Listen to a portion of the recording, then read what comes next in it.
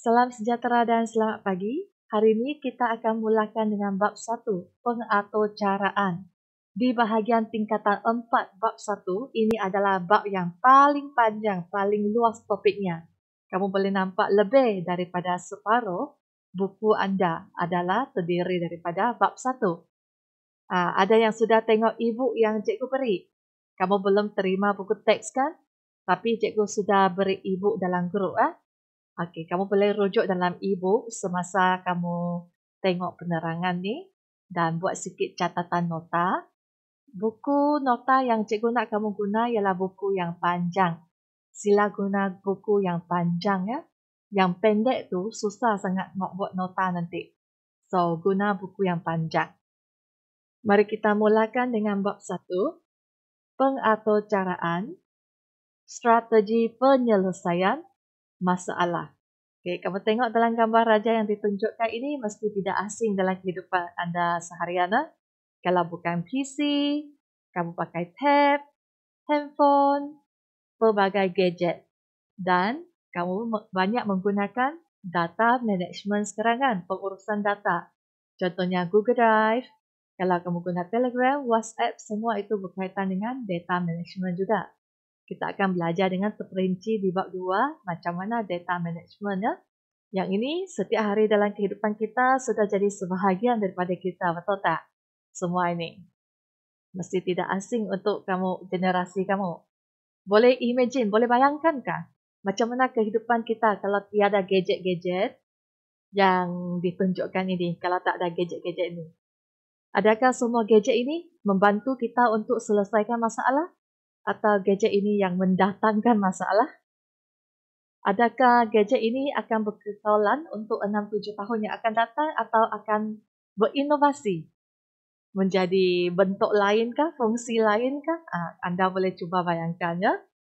Semua aplikasi ini banyak memudahkan dan menghiburkan kehidupan kita, betul? Tidak asing bagi kamu kan? Okey. Kenapa ada pelbagai gadget dan pelbagai aplikasi yang direka ciptakan, yang diwujudkan? Sebab nak menyelesaikan masalah. Apa itu masalah? Dan apa itu penyelesaian masalah? Kamu perlu tahu apa itu masalah, apa yang dimaksudkan penyelesaian masalah. Okey, strategi penyelesaian masalah. Pertama, masalah ialah keraguan, situasi yang tidak diingini, cabaran dan peluang yang dihadapi dalam kehidupan seseorang. Kemahiran membuat keputusan amat diperlukan untuk lahirkan generasi yang berkebolehan merancang strategi penyelesaian masalah. Contohnya, kita perlu buat keputusan tentang apa jenis makanan yang anda nak beli di kantin dengan jumlah wang yang ada diberi. Ini pun salah satu contoh yang mudah, yang ringkas tentang penyelesaian masalah. Penyelesaian masalah adalah tunjang yang utama dalam sains komputer. Pengaturcara atau programmer yang membuat coding tu perlu memahami cara penyelesaian sesuatu masalah dan menterjemahkan cara tersebut kepada algoritma yang dapat difahami oleh komputer. Komponen yang bertanggungjawab untuk laksanakan arahan ialah unit pemprosesan utama. Biasanya kita sebut CPU, iaitu Central Processing Unit. CPU akan laksanakan arahan yang diterima dan memulakan proses penyelesaian masalah. Oleh itu, seseorang pengaturcara perlu tulis sinteks yang spesifik, iaitu peraturan yang diperlukan oleh komputer untuk melaksanakan arahan dengan tepat. Seterusnya, kita akan tengok apakah keperluan penyelesaian masalah berstrategi. Pelbagai masalah wujud dalam kehidupan harian kita merupakan cabaran yang perlu diatasi. Masalah juga merupakan cabaran, juga merupakan peluang. Masalah menghalang kita daripada mencapai apa yang diingini, di samping mengganggu kelancaran dan keselesaan hidup. Sesuatu masalah yang rumit memerlukan strategi penyelesaian masalah yang berkesan. Okey, bahagian ini perlu anda hafal. Kadangkala boleh keluar dalam SPM. Mengapa perlu strategi dalam penyelesaian masalah? Okey, ada 4 anda hafal ni. Pertama, meningkatkan kemahiran berfikir. Kedua, membantu pengembangan sesuatu konsep. Ketiga, mewujudkan komunikasi dua hala ya, bukan sehala. Keempat, menggalakkan pembelajaran kendiri. Ada 4 ini ya. Okey, anda perlu hafal yang ini. Kadang-kala dia suruh kamu senaraikan, kadang-kala suruh anda nyatakan benar palsu. Kamu kena tahulah kalau dia tiba-tiba bagi satu hala benar atau palsu. Okey. Seterusnya, keperluan penyelesaian masalah berstrategi. Pembangunan aplikasi komputer sangat berkait rapat dengan strategi penyelesaian masalah dalam pengatur caraan komputer. Seseorang perlu menguasai strategi menyelesaikan masalah supaya dapat memahami masalah dengan mudah bagi mendapat strategi penyelesaian yang unik. Penyelesaian masalah sebagai proses mengkaji butiran sesuatu masalah untuk mendapatkan sesuatu penyelesaian. Okay, komputer boleh digunakan untuk menyelesaikan masalah, walau bagaimanapun cara penyelesaian terhadap masalah yang dihadapi harus jelas sebelum mengatasinya. Pemikiran computational atau computational thinking membolehkan kita faham apa masalah yang dihadapi dan membangunkan penyelesaian yang munasabah apabila kita menghadapi masalah yang kompleks. Okey, ada 4 teknik pemikiran computational, iaitu pertama, teknik leraian, kedua, pengecaman corak, ketiga, peniskalaan, keempat, algoritma. Ada 4 ini. Kita tengok apa yang dimaksudkan ya. Pertama, teknik leraian, decomposition. Leraian ialah leraikan, akan pecahkan masalah yang besar kepada bahagian yang kecil dan terkawal. Pecahkan masalah besar kepada bahagian yang kecil-kecil. Sebelum komputer selesaikan masalah dan cara untuk menyelesaikannya perlu difahami. Penguraian sesuatu masalah akan membantu memecahkan masalah yang kompleks kepada bahagian yang mudah diuruskan. Begitu juga kita akan cuba faham bagaimana sistem yang kompleks berfungsi menggunakan teknik leraian. Next one. Kita tengok teknik leraian dengan menggunakan basikal. Contohnya, kita tengok macam mana nak pecahkan basikal ini kepada bahagian yang kecil. Basikal boleh dipecahkan kepada 3 bahagian yang utama dan bahagian depan sini boleh dipecahkan kepada handle, brake dengan loceng. Bahagian roda pula boleh dipecahkan kepada bahagian roda dengan dia punya wheel dan bahagian contohnya ada dynamo kan. Okey, ini adalah bahagian pedal dipijak, ada bahagian rantai dan juga roda. Itu yang dipecahkan. Ini maksudnya yang besar dipecahkan kepada bahagian yang lebih kecil, dipecahkan kepada bahagian lebih kecil dan lebih kecil lagi. Macam itulah. Lepas tu kita tengok yang kedua, pengecaman corak. Pengecaman corak pattern recognition adalah mencari persamaan antara masalah dengan dalam masalah. Masalah dengan masalah lain atau dalam masalah itu sendiri. Apakah persamaan? Apabila kita leraikan masalah yang kompleks kepada bahagian yang lebih kecil, yang mudah diurus, ini akan membantu kita mengenali persamaan. Biasanya kita akan leraikan dulu, baru buat pattern recognition atau pengecaman corak. Pecahkan masalah besar kepada yang kecil, lepas tu kita baru mengenali corak-coraknya, persamaannya. Okey? Corak-corak ini dapat membantu kita selesaikan masalah yang kompleks dengan lebih efisien. Bayangkan kita nak tahu cara sesebuah basikal itu berfungsi. Ciri-ciri basikal adalah ada 2 roda yang berputar, ada handle yang menguasai laju, ada pedal yang menggerakkan basikal, rantai yang menjadi penyambung supaya basikal dapat berfungsi. Jadi, kita boleh lukis gambar basikal berdasarkan ciri-ciri di atas itu. Dalam pemikiran computational, ciri-ciri ini dikenali sebagai corak. Yang berbeza secara spesifik ialah warna basikal berbeza, bunyi loceng yang berbeza, saiz roda yang berbeza. Ada yang ada basket, ada yang ada bahagian yang boleh bawa penumpang di belakang tu. Okey, itu adalah yang spesifik, yang kecil atau khusus. Ada yang ada basket, ada basikal yang tiada basket.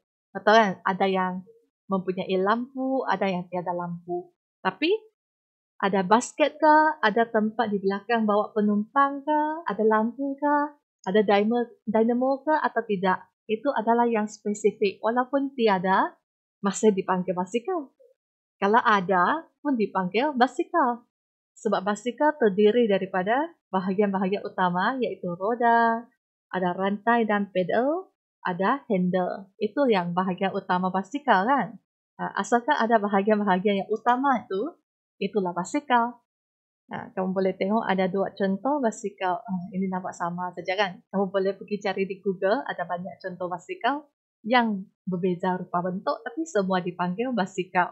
Kalau warna lain pun masih basikal. Okey. Yang ini dah suruh menyatakan ciri yang menjadi corak dan dua ciri spesifik dan sebagainya. Ini adalah kamu mencari persamaan. Contohnya sini dengan ini sama kan? Lepas tu ini dengan ini yang berbeza. Alright, next one. Peniskalaan. Kamu tengok di sini. Ini adalah roda, ini adalah handle, ini adalah pedal dan digabung menjadi basikal ya. So, peniskalaan adalah penting supaya dapat menjana penyelesaian yang tepat kepada masalah yang dihadapi. Okay, contohnya, untuk menghasilkan sebuah basikal, kita ada sini. Kita nak meniskalakan ciri-ciri umum dan spesifik. Kalau tidak, mungkin akan hasilkan basikal yang beroda kecil dan berbakul di handle. Salah tempat lah. Jadi bahagian pedal, bahagian handle, bahagian roda. Macam mana nak pasang? Di mana tempat nak pasang? Berdasarkan reka bentuk atau corak basikal. Kena kita ikutlah kan. Apa fungsi basikal? Nak pasang roda yang lebih besar kan, lebih kecil kan dan sebagainya. Jadi satu model basikal adalah dua roda, ada handle, ada pedal. Itulah basikal macam tu. So, ciri yang spesifik adalah saiz roda. Ada basikal roda kecil, ada basikal roda besar, ada yang dipasang bakul, atau lampu, atau loceng, atau warna. Itu yang berlain-lain. Itu adalah spesifik. Umum adalah mesti ada pada setiap, contohnya kalau basikal mesti ada apa? Itu adalah umum. Lepas tu yang optional boleh ada, tak ada pun tak apa, tidak mengganggu fungsi sebagai basikal. Contohnya itu adalah spesifik. Okey? Peniskalaan model ialah perwakilan masalah atau idea umum masalah yang hendak diselesaikan. Contohnya model basikal dan fungsi yang terbentuk selepas proses peniskalaan. Okay, next one, algoritma. Membangunkan penyelesaian langkah demi langkah terhadap masalah yang dihadapi atau mematuhi peraturan. Algoritma adalah step by step. Mesti ikut urutan. Mesti ikut langkah. Mesti ikut peraturan. So, itu algoritma. Kamu akan belajar algoritma dengan sangat terperinci kemudianlah. Termasuk kamu buat coding Java, itu pun sebahagian daripada topik algoritma. Okay? So, algoritma adalah satu pelan, iaitu set langkah arahan untuk selesaikan masalah. Jika anda boleh ikat tali kasut, membuat secawan kopi atau sediakan makanan, anda mesti tahulah apa itu algoritma. Sebab anda buat langkah demi langkah algoritma. Alright. Dalam algoritma, setiap arahan dikenal pasti dan susun pelaksanaannya dijalankan seperti yang dirancang. Rancang kemudian baru dilaksana. Ya. Algoritma juga digunakan sebagai titik mula untuk rekaan program komputer dalam bentuk carta alir dan pseudocode. Ingatlah, algoritma ada dua bentuk. Pertama ialah carta alur, kedua ialah pseudocode. Ejaan mesti betul. Carta alur dengan pseudocode. Okey, pernah keluar dalam SPM, dia suruh kamu senaraikan. So, kamu bagilah carta alur bagi pseudocode. Kalau dia kata nyatakan dua bentuk algoritma kan, kamu nyatakanlah ini carta alur, pseudocode. Macam tu saja. Okey, ini adalah contoh pseudocode bagi masalah fungsi sebuah basikal. Okey, kalau pseudocode dia mesti ada mula, ada tamat. Okey, output ialah apa yang dipaparkan. Apa yang dia tunjuk ialah mempunyai dua roda yang berputar. Kamu masukkan ya. Input ialah apa yang pengguna masukkan, contohnya melalui keyboard, melalui mouse. Itu adalah input. Di sini ada banyak yang soalan yang dipaparkan. Output ialah soalan yang dipaparkan pada skrin yang pengguna boleh baca. Input ialah apa yang pengguna masukkan. Okay, selepas pengguna masukkan jawapan terhadap soalan-soalan, diberi satu jawapan, ini ialah sebuah basikal. Macam itulah. Kita tengok algoritma. Okay, ini adalah model atau rupa bentuk carta alur. Carta alur terdiri daripada ini adalah mula, ini adalah tamat. Ini bentuk segi empat tepat adalah proses. Okay, kita akan belajar dengan terperinci kemudian. Seterusnya kita tengok ciri-ciri penyelesaian masalah yang berkesan. Okay, apa ciri-ciri? Ada 3. Anda kena hafal lah. Cause, masa dengan sumber. Ciri-ciri penyelesaian masalah berkesan pendek saja. Cause, masa, sumber. Okay, apa itu cost? Cost adalah harga yang perlu dibayar, yang perlu dikeluarkan, biasanya wang. Masa juga merupakan sejenis cost, tenaga dan juga perbelanjaan. Contoh cost, projek yang dilaksanakan ikut tempo yang normal, iaitu projek yang ikut masa dan kos yang diperuntukkan. Manakala kos siap masa tercepat, crashing cost. Okay, kos yang biasa adalah projek ikut masa dan kos yang diperuntukkan. Satu lagi ialah kos siap masa tercepat, iaitu crashing cost, adalah usaha yang maksimum untuk selesaikan projek dalam masa yang paling singkat. Contohnya, sekarang batu 9 kan buat jalan. Dia buat waktu yang tertentu sahaja. Itu adalah ikut tempo yang normal. Kalau dia nak buat dengan cepat, contohnya dia upah pekerja 2 kali ganda, dia buat siang malam, ada shift pekerja, jadi masa yang diperlukan menjadi lebih singkat untuk siapkan projek tersebut. Itu dipanggil, kos yang diperlukan dipanggil crashing cost atau kos siap masa tercepat. Okay, kos siap masa tercepat akan meningkat apabila tempo masa projek menurun. Kenapa dia kata kos ini meningkat? Contohnya, kamu nak upah pekerja yang berkali ganda. Upah itu meningkat. Itulah kos meningkat. Kalau kamu perlukan jentera atau alat yang bertambah, itu pun meningkatkan kos. Satu lagi ialah kamu nak shift siang malam pekerja meningkat kan. So, barang meningkat, semua itu menyebabkan kos meningkat. Tapi, kalau ikut jangka masa panjang, contohnya projek yang perlukan 5 bulan, sebab kamu buat siang malam dengan pekerja yang banyak, contohnya kamu sudah siap dalam 2 bulan. Pada asalnya, kamu perlu bayar upah pekerja 5 bulan, sekarang kamu bayar upah 2 bulan. Macam tu. Ada kelebihan, ada kekurangan lah kalau dia buat macam ni. Kos siap masa tercepat. Okay. Seterusnya, tadi kita ada 3 ciri kan. Pertama ialah kos, kedua ialah masa. Penyelesaian masalah memerlukan masa tersingkat seperti keperluan menyiapkan projek dalam jangka masa yang terhad, juga akan melibatkan peningkatan kos. Seperti yang cikgu sebut tadi lah. Kalau nak siapkan dengan cepat, akan meningkatkan kos. Kalau dia tangguh lama sangat, dia nak upah pekerja untuk tempoh masa yang lebih panjang, nak sewa barangan, semua itu juga akan menyebabkan kos meningkat. Kalau ikut jangka masa, yang cun siap itu tidak meningkatlah. Kalau tangguh lama akan meningkat. Kalau nak siap cepat, dia dalam jangka masa pendek meningkat, tapi secara overall tidak semestinya lebih mahal. Sebab dia lebih cepat sudah siap kerja tu. Okey. Ini adalah contoh yang cikgu terangkan tadi. Okey, ini adalah apa? Ini adalah catagan. Semasa kita merancang sesuatu projek, kita akan buat catagan.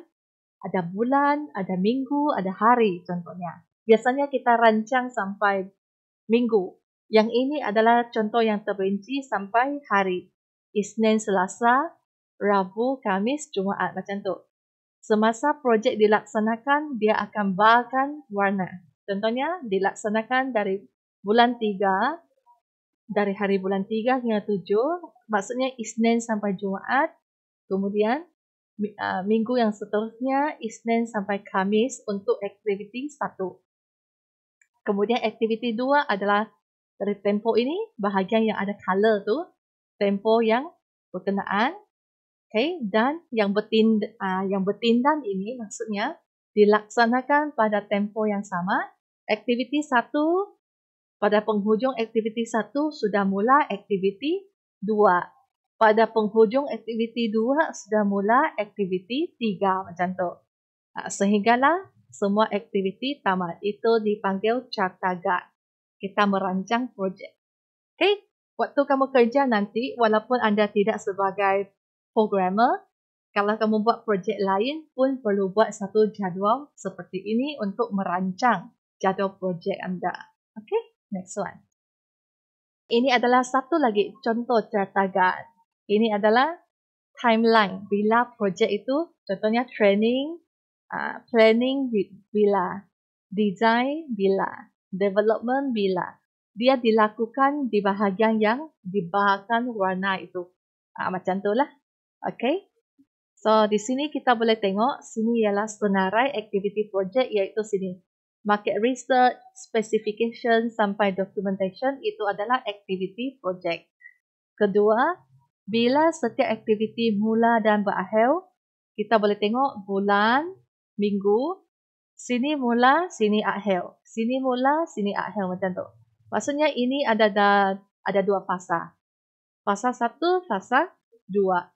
Yang ini mula pada minggu kedua, tamat pada awal minggu 4. Macam itulah yang dinyatakan di sini.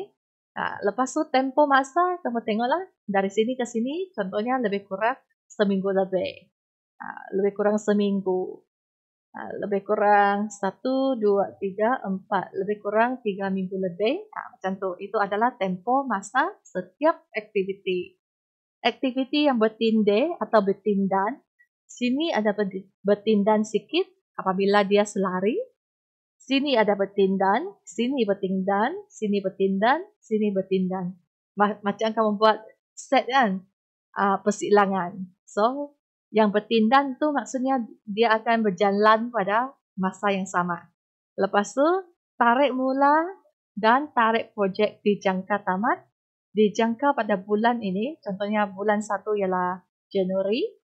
Dijangka mula pada bulan Januari, tamat pada akhir bulan Mac, contohnya. Atau bulan 1 adalah Jun, Julai, Ogos. Macam itulah. Ikut bulan. So, semasa kamu rancang, bulan 1 kamu akan tukar kepada bulan apa. Macam tu. Okay. So, setakat ini catagan boleh ya. Ini adalah satu lagi contoh catagan yang mudah yang ditunjukkan dalam buku teks. Kita sudah tengok tadi cost, masa. Sekarang yang ketiga ialah sumber. Okay, apa itu sumber? Sumber adalah stok atau wang.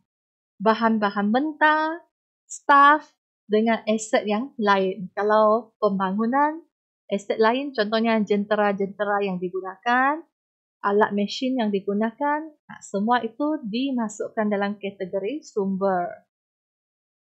Sumber ini diperlukan untuk sesuatu organisasi dapat berfungsi secara efektif. Itulah sumber.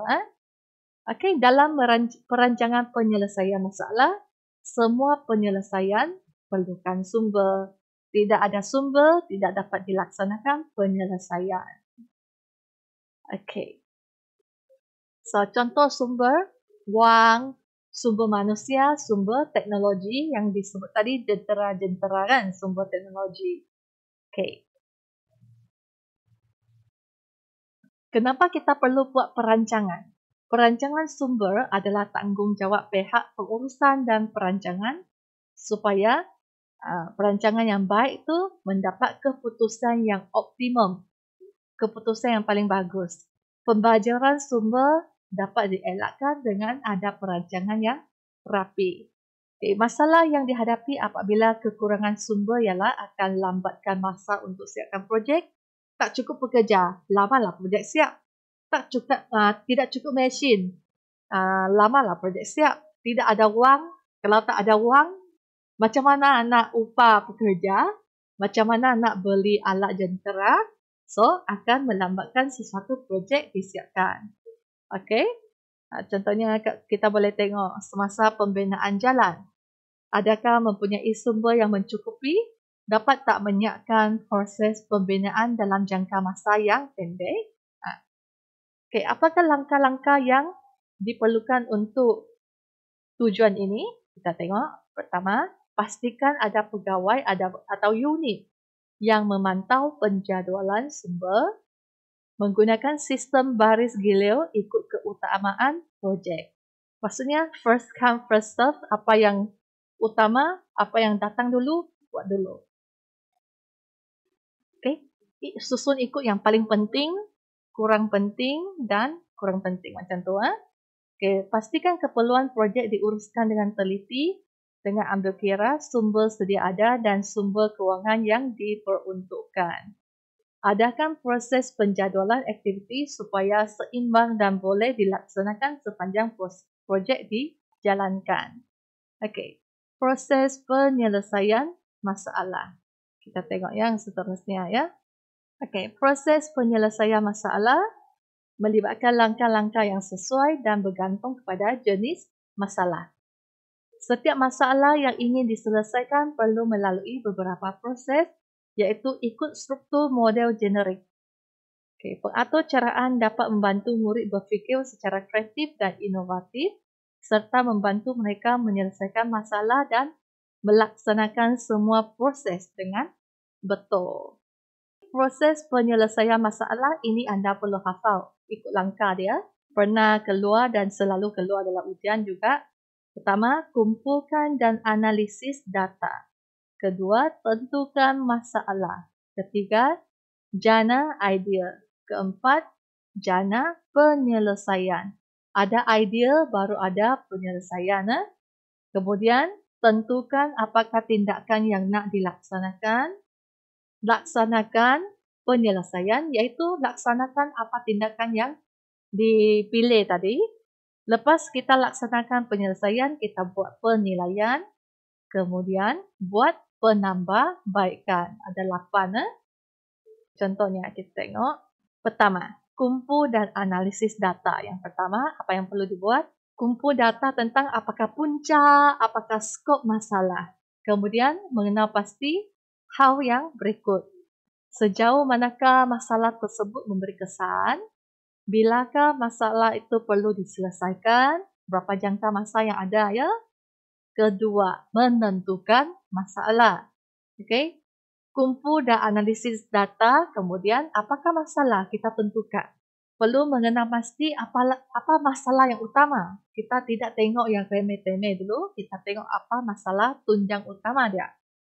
Kemudian masalah yang kedua, masalah yang ketiga. Adakah masalah itu merupakan masalah yang utama? Kita perlu tentukannya. Dan adakah masalah lain yang dapat dikesan? Okey, ketiga, kita fikir menjana idea untuk hapuskan halangan. Senaraikan beberapa idea yang dapat digunakan. Kemudian, sejauh manakah setiap idea itu dapat selesaikan masalah? Keempat, menjana penyelesaian. Senaraikan idea atau langkah tadi kan. Ini idea dan langkah tadi. Kita perlu menyenaraikan idea atau langkah yang semasa merancang tu kenal pasti telah menjana rancangan penyelesaian yang sesuai. Okey, lepas tu tentukan tindakan. Membuat pilihan yang terbaik daripada senarai idea yang telah dibuat. Apakah pilihan yang lain harus diberikan perhatian? Dapatkah idea ini selesaikan masalah? Kemudian kita sudah tentukan tindakan, kita laksanakan penyelesaian. Murid perlu gunakan pelbagai alat dan teknik yang telah dipilih untuk melaksanakan penyelesaian. Fokus hendaklah ditumpukan kepada tindakan yang boleh menyumbang kepada penyelesaian masalah. Bolehkah tindakan ini berjaya dilaksanakan? Kita membuat penilaian. Penilaian akan dilaksanakan terhadap langkah-langkah penyelesaian. Jika tidak menepati tahap yang memuaskan atau tidak menyelesaikan masalah, murid perlu mencari tindakan yang lain. Adakah hasil yang hendak dicapai itu memuaskan? So, kita membuat penambahbaikan. Setiap penyelesaian yang telah dilaksanakan perlu ditambah baik. Kalau ada kekurangan, jadi apakah penambahbaikan yang boleh dicadangkan? Okay. Kamu boleh tengok contoh dalam buku teks tentang bongo-bongo jalan di Jalan Maju Sandakan. Dia ada senaraikan langkah-langkah untuk menyelesaikan masalah tersebut. Okey. Kalau kamu baca dalam buku teks ada ini apa yang dikumpul, apa masalah yang ditentukan dan seterusnya. Cikgu nak kamu baca yang ini nanti muka surat 16 dengan 17. Kita sudah selesai sampai muka surat 17. Okey, so untuk bahagian pertama Part 1 sudah selesai. Ini lebih kepada teori-teori So, cikgu nak bagi latihan. Cikgu tak suruh buat semua. Anda hanya perlu buat yang cikgu suruh saja. Sudah siap kamu ambil gambar PM cikgu. Jawab soalan pertama. Jawab soalan kedua. Ketiga. Yang mudah-mudah saja. Okey, 1, 2, 3. Lepas tu 7. Okey, cukup. 4 soalan semuanya. Tidak banyak ya.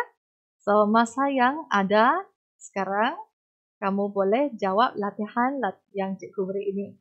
Soalan 1, 2, 3 dengan 7.